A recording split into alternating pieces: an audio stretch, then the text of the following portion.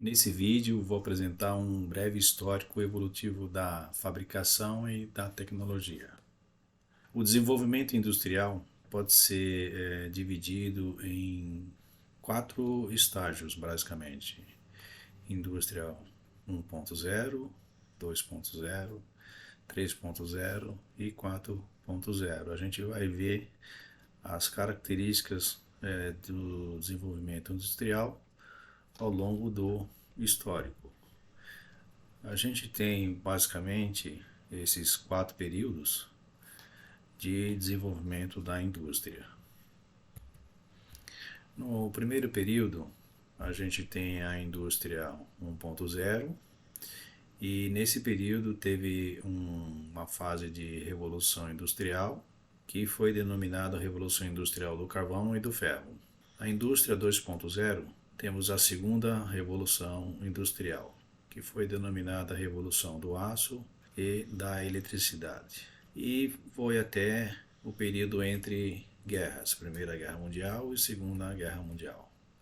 Na indústria 3.0, que ocorreu a partir de 1945, a gente tem a denominação de pós-guerra e recuperação. Na indústria 4.0, que ocorreu a partir dos anos 2000, temos um fato marcante que é a globalização. E as características de cada uma dessas fases. Na indústria 1.0 a gente teve a mecanização, energia, a energia a vapor, a hidráulica e a divisão do trabalho. Na indústria 2.0 tivemos a produção do aço, desenvolvimento de novos materiais, produção em massa, linha de fabricação.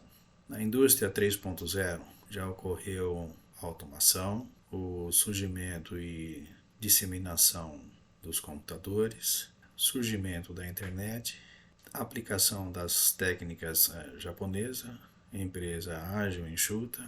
Na indústria 4.0 temos a impressão 3D, a internet das coisas, computação em nuvem, simulação. Vamos dar uma olhadinha um pouco mais em detalhe o que ocorreu em cada uma dessas fases.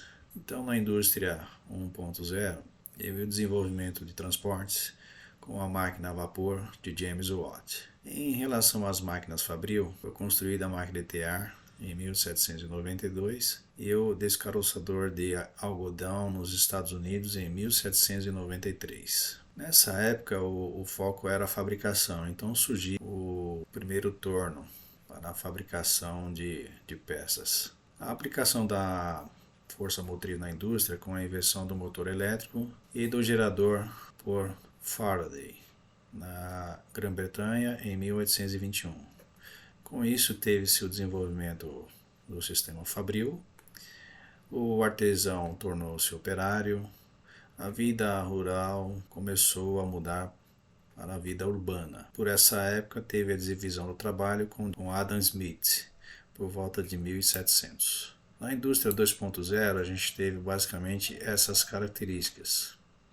O processo de fabricação vem evoluindo cada vez mais, obtendo maior produtividade. Métodos e técnicas, mecanismos e materiais foram criados para operacionalização e melhoria dos sistemas produtivos.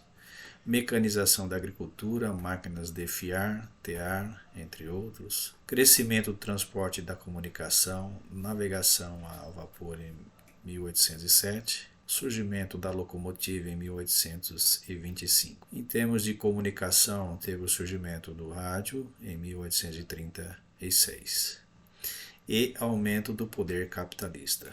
E a gente tem aqui um pouquinho mais adiante, em 1878, primeira iluminação elétrica de rua em Londres. 1882, primeira usina hidrelétrica nos Estados Unidos.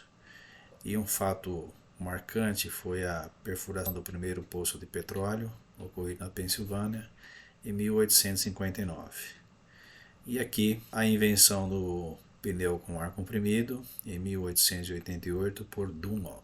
Já na indústria 3.0, a gente vai encontrar essas características: automação, o emprego de computadores, técnicas japonesas, possibilidade de redução de custos, desperdícios e diversificação do modo de fabricar.